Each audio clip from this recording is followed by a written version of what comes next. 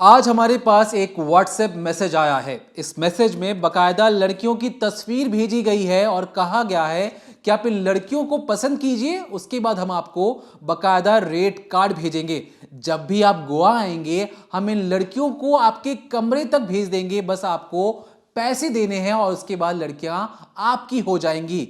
जब हम इसके बारे में पड़ताल कर रहे थे तो हमें पता लगा कि गोवा की एक अलग कहानी भी है। दरअसल इस पूरे गोवा में कैसे लड़कियों को विदेश से गोवा भेजा जाता है, खुद अलग अलग राज्यों से कैसे लड़कियां गोवा आती हैं और कैसे सेक्स ट्रैफिकिंग के इस दलदल में फंसती हुई चली जाती हैं। बकायदा क्लब कसीनो के अंदर जितने चाहे आप उतने पैसे फेंक सकते हैं और विदेशी लड़कियों को अपने साथ बाहर घुमाने ले जा सकते हैं, उनसे दोस्ती कर सकते हैं और कहीं ना कहीं इन्हीं सब का शिकार हो रही हैं एक मासूम लड़कियां। बकायदा कैसे नेक्सस काम करता है, कैसे गरीब लड़कियों को उठाकर अमीर लोगों को बेचा जाता है और कहा जाता है कि आप पैसे दीजिए, ये लड़कियां कभी भी अपना मुंह नहीं खोलेंगी। कैसे कई लोगों ने दावा किया कि जुए के चक्कर में उनके आसपास के जितने भी बच्चे हैं वो बर्बाद हो रहे हैं, दारू के नशे में बर्बाद हो रहे हैं, जुआ खेल के बर्बाद हो रहे हैं। ऊपर से जो लड़कियां बाहर से आ रही हैं वो भी पूरे माहौल को खराब कर रही हैं। गोवा की जो खूबसूरत तस्वीर आप देखते हैं उसके पर्दे की पीछे की कहानी क्या है, वो काली सच्चाई इस गोवा की जो अब तक बाहर नहीं आ पाई है, आज हम आपको बताएंगे। अगर आप टूरिस्ट के बतौर गोवा जाते हैं तो कैसे जो वहां के जितना जो नेक्सस है वो कैसे आपको टारगेट करता है और कैसे आपको मायाजाल फंसाते हुए लड़कियों के पास ले जाता है। कहा जाता है कि आपको मसाज करवाया जाएगा, आप महज 2,000 रुपए दीजिए, लेकिन जैसे ही मसाज सेंटर के अंदर पहुंचते हैं पता लगता है कि आपको लगभग 40 से 50,000 रुपए खर्च करना है। क्या है गोवा की काली सच्चाई, कैसे टूरिस्टों को फंसाया जा रहा है और कैसे आप इससे बच सकते हैं, आज इस डिकोडिंग क्राइम में हम बात करेंगे। तो शुरुआत करने से पहले मैं आपको कुछ चीज़ें बताती हूँ कि गोवा में हाल ही में एक आरोपी को शख्स को 8 साल की सज़ा सुनाई गई है क्योंकि उसने विदेशी लड़की डैनियल, आयरिश लेडी थी, उनके साथ रेप किया था। इससे पहले साल 2008 में स्कारलेट नाम की एक विदेशी लड़की के साथ भी रेप केस हुआ था जिसमें आरोपी को 10 साल की सज़ा सुनाई गई। और अगर गोवा के रेप रेट की बात भी करें तो वो 7.8% है, जबकि भारत का सिर्फ 4% है। तो इसी आधार पर जब हमने बहुत सारी रिसर्च निकाली, बहुत सारी डिटेल्स निकाली, एनसीआरबी का डाटा निकाला, तो हमें कई सारी चीज़ें पता लगी कि आखिर ऐसा क्यों हो रहा है। इसके पीछे हैं विदेशी लड़कियां, कसीनो, शराब, जुआ और साथ ही साथ ड्रग्स। इस तरीके से गोवा को बर्बाद कर रहा है। अब गोवा बर्बाद हो रहा है, गोवा में जिस तरीके से ह्यूमन ट्रैफिकिंग हो रही है, सेक्स ट्रैफिकिंग हो रही है और इसके साथ साथ लड़कियां बुलाई जा रही हैं और कैसे जो कसीनो है, जो वहाँ के आम पब्लिक है, इसकी शिकायत कर रहे हैं। उनका ये मानना है कि इन सब चीज़ों के चक्कर में जो मासूम लड़कियां हैं वो शिकार बन रही हैं, उनके साथ रेप जैसी घिनौनी वारदात को अंजाम दिया जा रहा है। तो ऐसे में अब समझना ज़रूरी है कि आखिर जब आम इंसान, जब हम लोग, चाहे वो डोमेस्टिक हो चाहे इंटरनेशनल हो, जब टूरिस्ट गोवा घूमने जाते हैं सिर्फ गोवा की सुंदरता को देखने के लिए, गोवा में एंजॉय करने के लिए, तो वो कैसे फंसते हैं। हम आपको बताएंगे कि आखिर लड़कियां कैसे आती हैं, किस तरह से पूरा मायाजाल बुना जाता है। लेकिन उससे पहले आपको ये समझना होगा कि आखिर जो टूरिस्ट हैं वो कैसे फंसते हैं। तो देखिए, मैं आपको 2 जगह के नाम बता रही हूँ, एक है मांडोवी ब्रिज और एक है जुआरी नदी। यहाँ पर अक्सर जो नेक्सस चलता है उनके गुर्गे या उनके जो साथी होते हैं वो खड़े होते हैं अपनी स्कूटी, बाइक या फिर कार में। अब होता ये है कि जब भी कोई टूरिस्ट गोवा पहुंचता है उसके बाद वो बुकिंग करता है, होटल वगैरह में रुकता है। लेकिन आपको ये पता होगा, जितने भी लोग गोवा गए होंगे, कि गोवा घूमने के लिए आप अपना प्राइवेट व्हीकल भी कर सकते हैं, आप उसे कुछ दिन पर ले सकते हैं। उसके लिए आपको अपना आधार पैन उन्हें देना होता है, कुछ रुपए जमा कराने होते हैं और वहाँ पर आपको स्कूटी मिल जाएगी, कार भी मिल जाती है जिससे आप गोवा घूम सकते हैं। अब जो 2 जगह मैंने आपको बताई थी है मांडोवी और जुआरी, यहाँ पर जो लोग खड़े होते हैं वो सबसे पहले आपको पूरी तरीके से रेकी करते हैं। आपको समझते हैं कि क्या जो आप टूरिस्ट हो, फैमिली के साथ आए हो, आप अपनी बीवी के साथ तो नहीं आए, आप अपने माँ बाप के साथ तो नहीं आए। अगर लड़कों का गैंग आया है, दोस्त यारों का, तो उन पे सबसे पहले ये लोग अटैक करते हैं। बिजनेसमैन, अगर मान लीजिए 3-4 बिजनेसमैन जो पुरुष हैं वो अगर एक साथ गए हैं तो उन पर ये पूरी तरीके से निशाना साधते हैं। अब जब ये परख लेते हैं कि हाँ, ये जो लड़के हैं ये अपनी गैंग युवा लोग हैं, सारे कॉलेज के लड़के हैं या जॉब करने वाले हैं या बिजनेसमैन हैं, इनकी फैमिली में कोई नहीं आया, या कोई अपनी गर्लफ्रेंड या ऐसे कुछ महिला दोस्तों के साथ आए हैं तो उसमें भी कुछ लड़के अकेले हैं, तो उनको जब ये ट्रैक कर लेते हैं, उनके बारे में समझ लेते हैं, तो सीधे तौर पर उनके होटल तक पहुंच जाते हैं जहां पर वो रुकते हैं। अब होटल में पहुंचने के बाद जो होटल का स्टाफ है, आप ये देखिए स्टाफ की भी सेटिंग होती है इन लोगों के साथ। जो नेक्सस चला रहा है पूरा एक सेक्स ट्रैफिकिंग का, उसमें होटल के जो स्टाफ हैं, चाहे वहाँ का मैनेजर हो या जो काम कर रहे हैं लोग, उनकी भी सेटिंग इनसे होती है। बड़े आराम से इनको कमरा नंबर बता दिया जाता है। अब ये लोग उस कमरे तक पहुँच जाते हैं। वहाँ पहुँचने के बाद होती है डीलिंग। डीलिंग कैसे होती है, तो उसके लिए मैं आपको एक तस्वीर दिखाती हूँ। ये आपको शुरुआत में दीपक ने भी दिखाई होगी। ये तस्वीर ऐसी ही एक तस्वीर, एक फाइल एल्बम होता है जिसे दिखाया जाता है। उसमें लड़कियों की तस्वीरें होती हैं जो इंडियन भी होती हैं, बाहर की होती हैं, रशियन होती हैं, उज्बेकिस्तान की होती हैं, कई बाहर की विदेशी महिलाएं भी होती हैं। अब उनसे पहले बातचीत की जाती है। अब जब सामने वाले को लग जाता है, यानी जो नेक्सस चला रहा है, जो दलाल है, अगर उसे लग जाता है कि सामने वाला जो लड़का है वो मान जाएगा, ये जो टूरिस्ट हैं ये हमारी बात मान सकते हैं, तब धीरे धीरे उनके कमरे में घुसते हैं। फाइनल डील की जाती है और फिर लड़कियों का एल्बम दिखाया जाता है। अब आगे बातचीत क्या होती है, तो देखिए एक एक फ़ोटो दी जाती है। एल्बम के अलावा एक एक सिंगल फ़ोटो पकड़ाई जाती है और तब होता है मोल भाव और कहा जाता है देखिए डील फाइनल होने के बाद हम इन लड़कियों से आपको मिलवा देंगे, आपको एक पता बताया जाएगा और मीटिंग बिल्कुल बिजनेस वाली लगनी चाहिए। ऐसा लगना चाहिए कि कोई बिजनेस कॉन्फ्रेंस हो रही है। आपको ऐसे ही तैयार होकर आना है, कहीं भी हमारा भंडा नहीं फूटना चाहिए, कैसे भी पुलिस को हमारे बारे में पता नहीं लगना चाहिए। तो इस तरीके से पूरी डीलिंग होती है और कैसे कैसे रेट कार्ड लगते हैं देखिए। जो दलाल हैं वो बताते हैं 1 घंटे के 2000, 2 घंटे के 4000, 9 घंटे के 8 और बाकी कहते हैं आप कैसा सेलेक्ट कर रहे हैं, आप इंडिया के लिए बोल रहे हैं या फिर आप बाहर की विदेशी महिला चाहते हैं। और साथ ही साथ बोला जाता है कि ये चीज़ें बिल्कुल ऑफिशियल हैं, किसी को इसकी भनक नहीं लगनी चाहिए, आपके चैट्स भी कहीं इधर उधर नहीं जाने चाहिए, पुलिस का बिल्कुल भी इसमें इन्वॉल्वमेंट नहीं होना चाहिए। बहुत ज़्यादा सतर्कता ये लोग बरतते हैं और टूरिस्ट को फंसाने के लिए इतने पर ही नहीं रुकते। जब टूरिस्ट मान लीजिए वहाँ से फंस जाता है या कोई नहीं फंसता, कोई मना कर देता है कि आप मेरे सामने क्या लेकर आइए, निकलिए मेरे रूम से, अगर किसी टूरिस्ट ने ऐसी चीज़ें कह दी तो इसके अलावा गोवा में और भी ऐसी जगह है जहाँ पर टूरिस्ट को फंसाया जाता है। वो है बीच और वो है क्लब, कसिनो। देखिए बीच पर क्या होता है कि जो लड़कियां हैं जो बाहर से बुलाई जाती हैं या जो इस दलदल में फंस जाती हैं, उनको पूरी ट्रेनिंग दी जाती है और वो जाकर फिर उन लड़कों को फंसाती हैं, उनसे बातचीत करती हैं, उनसे दोस्ती करती हैं। वहाँ बीच पर बात नहीं बनती तो क्लब में जब लोग जाते हैं, क्लब में उन्हें फंसाया जाता है, उनसे कहा जाता है कि मैं आपको सर्विस दे सकती हूँ और भी तरह तरह की चीज़ें होती हैं। और इसके ज़रिए पूरी चीज़ शुरुआत से लेकर लास्ट तक वो एक भी ऐसी चीज़ नहीं छोड़ते जिसके ज़रिए जो लोग वहाँ पहुँचे हैं, जो टूरिस्ट पहुँचे हैं, वो बच जाएँ। अगर होटल में डील नहीं हुई तो बीच ट्राई करेंगे, बीच पर नहीं होता तो क्लब में जाते हैं और इसके बाद जो लड़कियां हैं वो कसीनो तक पूरा जाल फैला होता है। ड्रग्स का इतना ज़्यादा वहाँ पर जो है धंधा चल रहा है कि बड़े आराम से जो लड़कियां हैं वो फंसती जा रही हैं और साथ ही साथ वो टूरिस्ट को फंसा रही हैं। वो ड्रग्स दे देती हैं उनको, उनके साथ शराब पीती हैं। लड़के जो अकेले होते हैं उन्हें लगता है कि मेरे साथ कोई फीमेल घूम रही है, मेरी दोस्ती हो गई, और इसी तरह से वो उनसे पैसे ऐंठती हैं, उनके साथ ठगी होती है और फिर जो लड़के हैं जो वहाँ पर जो टूरिस्ट जा रहे हैं उनका इस्तेमाल होता है, उनके पैसे सारे निकाल लिए जाते हैं। और ये बहुत बड़ा रीज़न है गोवा में जो ड्रग्स और जो सेक्स ट्रैफिकिंग हो रही है, इसकी वजह से जो रेप केसेस हैं वो भी लगातार बढ़ रहे हैं। मैंने आपको कुछ जो चीज़ें बताई, जो एक व्हाट्सएप मैसेज दिखाया, उसमें साफ तौर पर ये चीज़ें लिखी है कि पुलिस को ना पता लगे। अब इसके लिए होता क्या है, पुलिस को पता ना लगे तो जब पूरी डील फाइनल हो गई, मान लीजिए क्लब में फाइनल हुई, बीच पर हुई या होटल में हुई, डील फाइनल हो जाने के बाद फ़ोन को स्विच ऑफ करा दिया जाता है। जब लड़की से मिलवाया जाता है, जब डील होती है, जब बिज़नेस कॉन्फ्रेंस के नाम पर एक डील कराई जाती है, तब जो टूरिस्ट होते हैं उनका फ़ोन स्विच ऑफ करा दिया जाता है और उनसे सिक्योरिटी मनी रखवाया जाता है। वो 3, 4, 5 हज़ार कुछ भी हो सकता है। और साथ ही साथ कहा जाता है कि अगर आपने वहाँ पर लड़की की फ़ोटो लेने की कोशिश की, वीडियो बनाने की कोशिश की, तो बंधु हमारी लड़की नहीं फंसेगी, हम नहीं फंसेंगे, आप उल्टे पुलिस के चक्कर में फंस जाएंगे। तो साफ तौर पर धमकी भी दी जाती है इन सब चीज़ों की। इसके बावजूद जो टूरिस्ट हैं वो शराब के नशे में, वो ड्रग्स के नशे में इतने ज़्यादा आदी हो जाते हैं कि इस चक्कर में वो सब भूल जाते हैं, अपना पैसा तक लुटाने को तैयार हो जाते हैं और सीधे तौर पर उनकी बातों पर एग्री कर देते हैं। और यहाँ पर आप देखिए सामने वाला क्या बोलता है कि हम लोग नहीं फंसेंगे, अगर आपने वीडियो या कुछ भी ऐसा बनाया तो फंसोगे आप। अब मैं आपको कुछ छोटे से आंकड़े बताती हूँ, ये आंकड़े आपके लिए जानना बहुत ज़रूरी है। देखिए अगर हम पिछले 5 सालों की बात करें गोवा की, तो हर तीसरे दिन या तो रेप होता है या किडनैपिंग होती है। उसका रीज़न मैंने आपको बताया, ड्रग्स है, जुआ है, कसिनो है, ये सारी चीज़ें वहाँ पर इतनी ज़्यादा आदी हैं कि किसी को समझ ही नहीं आ रहा कि वो क्या कर रहे होते हैं। वो इतने ज़्यादा लिप्त होते हैं ड्रग्स में, नशे में, कि वो मासूम बच्चियों के साथ, विदेशी पर्यटक जो आते हैं, टूरिस्ट, उनके साथ ऐसे रेप जैसी घिनौनी वारदात को अंजाम दे देते हैं।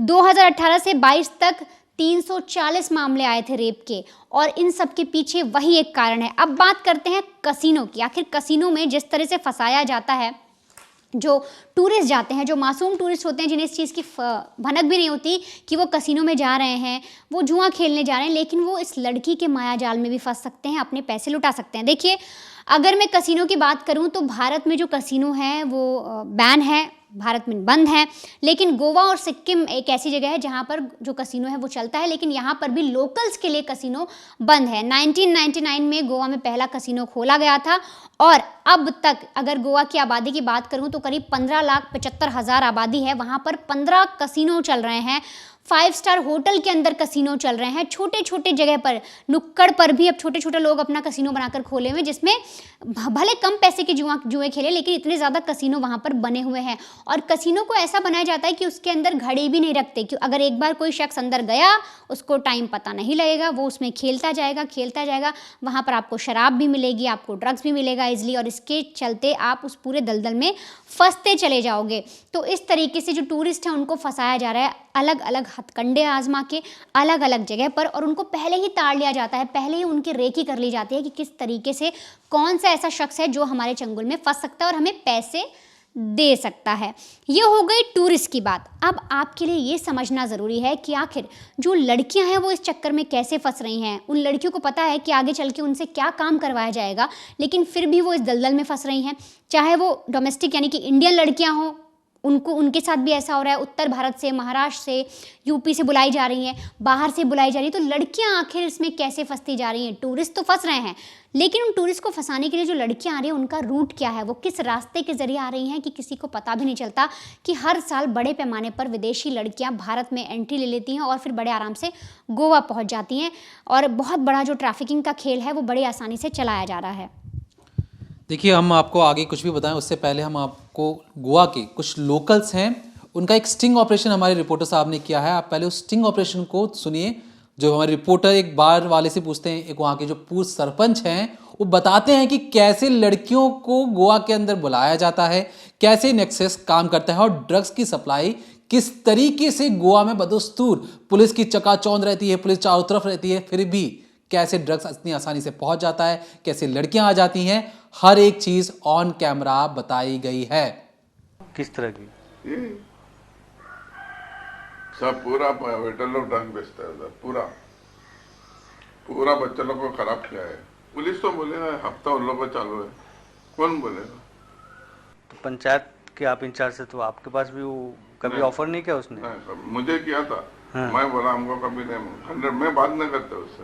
मैं उसको बोला था क्या म्यूजिक बनाना चाहिए, not disturbing the public, and जो तुम ड्रग्स का पार्टी कर रहा है वो सब ये करके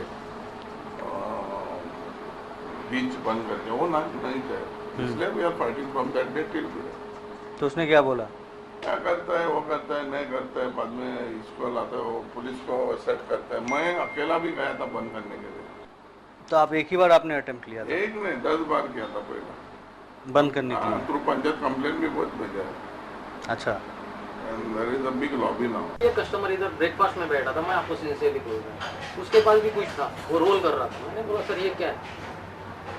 मैं बोला प्लीज सर जस्ट पे my bill and please go from here. तो डेली कितने लोगों को आपको बाहर हटाना पड़ता है यहाँ से? मतलब नहीं, तो जैसे कि डेली कितने आप लोगों को लगता है कि ड्रग लिया हुआ है या फिर कुछ रोल करके पी रहा है, तो कितने लोगों को आप लोग हटा देते हैं भाई? तो मैक्स टू मैक्स ऐसा 8-9 कस्टमर हमको दिन में मिल जाते हैं। बाहर से आते हैं, एक बियर लेते हैं, इधर बैठ जाते हैं। हमारा कुछ भी नहीं है, बियर हमारा है, टेबल हमारा है, रेस्टोरेंट हमारा है, बाकी क्या? नहीं तो मतलब आप कह रहे हैं 8-10 लोगों को डेली आप लोग निकालते हैं? बाउंसर रहते हैं ना, नहीं सुन रहे तो बिल क्लियर करके जाओ भाई साहब, हम लोग तुमको हैंडल नहीं कर सकते। बाकी दूसरे कस्टमर को, इधर कस्टमर आते हैं इसको लेने के लिए, रेस्ट लेने के लिए। आप ही कभी कह रहे थे 8-10 लोगों को डेली हम निकालते हैं, ठीक है, I will not write your name. So आप इनको यहाँ से हटाने के बजाय पुलिस को क्यों नहीं कॉल कर लेते कि भाई पुलिस आओ, इसको ले जाओ या ड्रग्स है इसके पास? नहीं सर, एक बार हमारे प्रीमाइसिस से वो चला गया, मतलब हमारा प्रॉब्लम नहीं है। मैं पुलिस को बुलाकर खाली दूसरा कस्टमर को ईगो हर्ट नहीं करना चाहता है। नहीं पुलिस इधर आए, मुझे ये भी नहीं चाहिए, बिकॉज मोस्टली गुड फैमिलीज आती है, डिनर करती रहती है, थोड़ी रिलैक्स करती है। बैठते हैं, बातें करते हैं, और अचानक पुलिस आ गई है और ये भाई क्या चक्कर है, इधर पुलिस भी आती है, ऐसा होता है, बिल्कुल नेगेटिव थिंकिंग होती है। तो इससे अच्छा कस्टमर को ही बोलो सिंसियरली, भाई सर आप पेमेंट करो और जाओ। तो सुना आपने, जो गोवा में जो जुए का जो खेल चलता है, अगर मैं आपको एक आंकड़ा बताऊं, लगभग 5 लाख करोड़ रुपए का जुआ खेला जाता है उस देश में, जिस देश में जुआ बैन है, उस देश में जहां पर कैसीनो खोलना बैन है। सिर्फ 2 राज्यों में, गोवा और सिक्किम, यहीं पर खेला जाता है कैसीनो, जहां पर लोग जाते हैं और पैसे लुटाते हैं। लेकिन ये थी बात जो अंदर की बात है। लेकिन यहाँ पे जो कैसीनो में खेलने वाली जो बात है वो इसलिए इतनी अहम हो जाती है क्योंकि कैसीनो में लोकल्स नहीं जा सकते, मतलब जो आम वहाँ पे जो आसपास लोग रहते हैं वो कैसीनो के अंदर नहीं जा सकते। तो फिर जाता कौन है? जाते हैं टूरिस्ट। लगभग 99 लाख जो भारतीय गोवा जाते हैं, लगभग 4 से 5 लाख विदेशी जो आते हैं वो जाते हैं कैसीनो के अंदर। लगभग 1 करोड़ 4 लाख की जो आसपास जो टूरिस्ट हैं। याद रखिए, जिस तरीके से वनिता ने बताया, 15,75,000 की आबादी है गोवा की, और टूरिस्ट कितने जा रहे हैं? 1 करोड़ 4 लाख। अब इतनी ज़्यादा जो तादाद होती है टूरिस्ट की, वो कहीं ना कहीं तो पैसे खर्च करेगी, और लगभग 15 से 16 जो कैसीनो है वहाँ पे जमकर पैसे लुटाए जाते हैं। और यहाँ तक कि ये कहा जा रहा है कि अब 62 लाख करोड़ का ये खेल हो जाएगा 2028 आते आते। मतलब अपने पैसे लुटाइए, पैसे बर्बाद कीजिए, मौज लीजिए और चले जाइए गोवा से बाहर। अब हम ऐसा क्यों कह रहे हैं? दरअसल कुछ आंकड़े हैं। गोवा की जो आबादी है और जिस तरीके से जो ह्यूमन ट्रैफिकिंग का केस है, अब क्योंकि वनिता ने आपको बताया कि लड़कियां कैसे लड़कों को अपने माया जाल में फंसा रही हैं, लड़कियां कैसे पहले बीचे से बात करती हैं, कमरों के अंदर घुस जाती हैं, बार में आपसे आकर मीठी मीठी बातें करती हैं, फिर आप सोचती हैं कि आप उनसे दोस्ती करोगे, फिर पैसे ऐट लिए जाएंगे। लेकिन जब हम पड़ताल कर रहे थे तो हमें समझ में आया कि हमें जानना चाहिए कि लड़कियां ऐसा करने को मजबूर क्यों हुई, क्या है उनकी पर्दे की पीछे की कहानी, क्योंकि ऐसी कहानी हर कोई आपको नहीं बताता है। तब हमें पता लगा कि जो लड़कियां हैं उन्हें रखा कैसे जाता है गोवा के अंदर। आप देखते होंगे कि खूबसूरत लड़कियां हैं, आपसे बातचीत कर रही हैं, लेकिन उन खूबसूरत लड़कियों के पर्दे के पीछे की कहानी, एक ऐसी कहानी जो आपको डरा देगी। वही लड़कियां जो आपसे हंस हंस के बात कर रही हैं बार में, बीचेस में, होटल के अंदर, उन लड़कियों की जिंदगी के बारे में आपको तफसील से बताएंगे और आप समझ जाएंगे कि जो चकाचौंध वाली दुनिया आपको गोवा में दिखाई दे रही है, एक काली दुनिया, और ऐसी दुनिया जो आपको रोंगटे खड़े कर देगी। आपको सुनकर डर लगेगा कि कैसे लड़कियां इस दलदल में फंस चुकी हैं। सबसे पहले ये जो एजेंट्स होते हैं ये एड्स देते हैं न्यूज़पेपर के जरिए और कहते हैं कि ठीक है, अगर आपको गोवा में नौकरी करनी है तो आप हमारे यहाँ पर आइए, आपको एक अच्छी तनख्वाह मिलेगी, आपको 5 स्टार होटल में रहने की जगह मिलेगी, आप एक अच्छी जिंदगी जी सकते हैं। अब अंदर की बात क्या है, पेपर में ऐड दे दिया गया, लेकिन ये जो कंपनी है, जो जिस तरह का जो नेक्सस है, उसमें हमें पता लगा यूपी, बिहार और एमपी के ये जो मास्टरमाइंड होते हैं, इसको चलाने वाले लोग जो होते हैं, गोवा के लोकल्स नहीं पता लगे, यूपी, बिहार और एमपी के लोग इसे चलाते हैं। जो उनके मैनेजर्स होते हैं, वो मैनेजर कौन होते हैं? नॉर्थ ईस्ट के जो लड़के होते हैं उनको एज अ मैनेजर रखा जाता है, और बाकायदा कई सारे लड़के रखे जाते हैं। भारत में लगभग 28 राज्य हैं, 28 राज्यों के हर राज्य से 2 से 3 लड़के होते हैं। क्यों रखे जाते हैं, ध्यान से सुनने की जरूरत है। अब जब पेपर में एडवर्टाइजमेंट जाता है, कहा जाता है कि हमें वेटर की जरूरत है, हमें अच्छी लड़कियों की जरूरत है जो थोड़ी सी मॉडलिंग कर सके। अब ये एक लड़कियां हर एक राज्य से मुंबई पहुंचती हैं। मुंबई में बाकायदा जगह है, वहां पर एक उन जगह से बाकायदा एक ट्रांजिट रिमांड के तौर पर बनाया जाता है। मैं उस मड आइलैंड नाम है उस जगह का, मुंबई में। उस मड आइलैंड में पहले लड़कियों को बुलाया जाता है, उनकी स्क्रीनिंग की जाती है, देखा जाता है कि लड़कियां खूबसूरत हैं कि नहीं है। फिर इन लड़कियों को एक एक कर गोवा भेजा जाता है। गोवा भेजने के बाद इन लड़कियों से कहा जाता है कि ठीक है, हमने आपकी जांच पड़ताल कर ली है, आपकी फोटोग्राफ्स भी ले ली हैं, आप खूबसूरत भी दिखती हैं, अब हमें ज़रूरत है कि आप अपना हुनर दिखाएं। अब यहाँ तक जो हुनर दिखाने की बात है, ऐसी लड़कियां जो एडवर्टाइजमेंट देखने के बाद गोवा तक पहुंची हैं। पहली चीज मैं आपको बताऊंगा उन लड़कियों के साथ आगे क्या होता है। दूसरी चीज, जो प्यार के माया जाल में जो लड़कियां फंस जाती हैं, अपने बॉयफ्रेंड के साथ सोचती हैं कि हम गोवा घूमने जाएंगे, उन लड़कियों को भी बहला फुसला कर गोवा में जो बड़े बड़े कैसीनो क्लब होते हैं, जो बड़े बड़े जो नेक्सस चलाते हैं सेक्स ट्रैफिकिंग के, वहां पर इन लड़कियों को बेच दिया जाता है एक बड़ी और मोटी रकम के जरिए। तो ये लड़कियां भी गोवा पहुंच गई। तीसरी चीज कि अलग अलग विदेशों से भी लड़कियां आती हैं, लेकिन विदेशों से लड़कियां सीधे गोवा नहीं पहुंच रही हैं, वो पहुंचती हैं दिल्ली, दिल्ली से पहुंचती हैं मुंबई, मुंबई के मड आइलैंड से सीधा पहुंच जाती हैं फिर गोवा। अब जैसे जैसे लड़कियां इकट्ठा होती जाती हैं, इसके बाद लड़कियों को दिखाया जाता है गोवा का असली चेहरा और कहा जाता है तुम्हें महीने के 15,000 से 20,000 रुपए मिलेंगे। हमारे कुछ क्लाइंट्स हैं, उन क्लाइंट्स को तुम्हें खुश करने की जरूरत है। अब यहाँ पे जो लड़कियां बड़े बड़े सपने देख के आई थी, उन्हें लगता है कि उनकी दुनिया तो उजड़ चुकी है, अब वो वापस कैसे जाए। उनके फोन जब्त कर लिए जाते हैं, वो किसी से बता नहीं सकती हैं। लेकिन जैसा कि मैंने आपको शुरुआत में कहा, हर राज्य से 2 से 3 लड़के होते हैं। वो 2 से 3 लड़के क्या करते हैं, मान लीजिए कि पंजाब से कोई लड़की गोवा पहुंची है किसी काम के सिलसिले में, तो पंजाब या हरियाणा के जो लड़के होंगे या जो पहले से वहीं पे रह रहे होंगे, उन लड़कियों से बातचीत करते हैं और कहते हैं कि देखो बस कुछ ही दिनों की बात है, अगर तुम ये काम कर लोगी तो बहुत ऊंचा जाओगी, बहुत ऊपर पहुंच सकती हो, तुम्हें फिल्मों में मौका मिलेगा, तुम्हें मॉडलिंग करने का मौका मिलेगा, बस अमीर लोगों को अपने जाल में तुम्हें फंसाना है। अब हर एक राज्य से, मैंने आपको पंजाब के बारे में बताया, बंगाल से भी होती हैं, एमपी से भी होती हैं, केरल से भी होते हैं। हर लड़के उन लड़कियों का ब्रेन वॉश करते हैं, ऐसा बताते हैं कि आप बस कुछ दिनों की बात है, थोड़ी सी मेहनत और बहुत ऊंचाई तुम छू लोगे। और लड़कियां बहकावे में आ जाती हैं, 15 से 20,000 रुपए में वो ऐसा काम करना शुरू कर देती हैं जो कहीं से भी सही नहीं है। लेकिन अब हम आपको बताने जा रहे हैं कि लड़कियां कहां रहती हैं। दरअसल इन लड़कियों को बाकायदा एक सस्ते होटल के अंदर छुपा कर रखा जाता है। छुपा कर कैसे रखा जाता है, जो शहरों से दूर हो ऐसा फ्लैट, और उस फ्लैट में बाहर से लॉक लगा दिया जाता है। 2 से 3 कमरे होते हैं और उन 2 से 3 कमरों में 15 से 20 लड़कियां रहती हैं। उसमें सिर्फ 2 ही वॉशरूम होते हैं और कहा जाता है कि जब तक उन्हें ना बोला जाए तब तक वो बाहर नहीं आएंगी। बाकायदा जब उनकी जरूरत होती है गेट खोला जाता है, फिर लड़कियां बाहर जाती हैं। अब इसी में से जो 2 से 3 लड़कियां होती हैं जो पहले से अंदर मौजूद होती हैं, जो सीनियर्स होती हैं, वो उन्हें बताती हैं कि आपको क्लाइंट्स को कैसे खुश करना है। जितने ज़्यादा क्लाइंट्स को खुश करोगे उतने ज़्यादा आपको पैसे मिलेंगे। इसके बाद लड़कियां जैसे क्लब में जाती हैं, बीचेस में जाती हैं, उनका काम शुरू हो जाता है और कहा जाता है कि अगर तुमने हमारे क्लाइंट्स को कुछ भी ऐसी चीज़ें बताई तो तुम्हारी ज़िंदगी बर्बाद कर दी जाएगी। बाकायदा कई ऐसी रिपोर्ट्स हैं जिसमें कहा जाता है कि क्लबों में मसाज के नाम पर कहा जाता है कि 2 से 3,000 रुपये लगेंगे, आइए आप मसाज लीजिए। जैसे ही लड़के उस क्लब में घुसते हैं और एक दारू की बोतल थमा दी जाती है और उसका ढक्कन तुरंत ही खोल दिया जाता है और कहा जाता है कि दारू की बोतल खुल चुकी है इसलिए 20,000 रुपये लगेंगे। कहाँ तो आपसे कहा गया था कि 2 से 3,000 रुपये में आप क्लब में आइए, मसाज लीजिए, और फौरन ही दारू की बोतल खोलकर आपको धमकी दी जाती है और कहा जाता है कि दारू की बोतल तो खुल चुकी है, अब इसके पैसे तो वापस नहीं होंगे, आपको देने पड़ेंगे।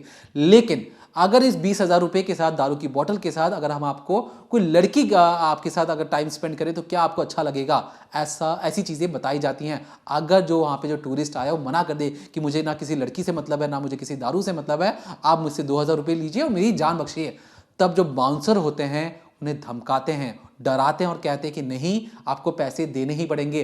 कई ऐसे लोग हो चुके जो 50 से 60,000 रुपये, 2,000 रुपये लेके जाते हैं, 50 से 60,000 रुपये गोवा में लुटा देते हैं एक ही रात में, एक ही घंटे के अंदर। तो ऐसे में हमने आपको बताने की कोशिश की है कि किस तरीके से गोवा के अंदर जो ह्यूमन ट्रैफिकिंग का जो केस है वो बढ़ता हुआ जा रहा है। क्यों?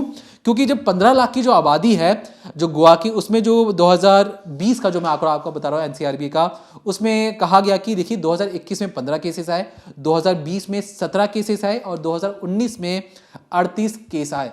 आप सोचेंगे 15 लाख की आबादी, 30-40 नंबर कौन सी बड़ी बात है?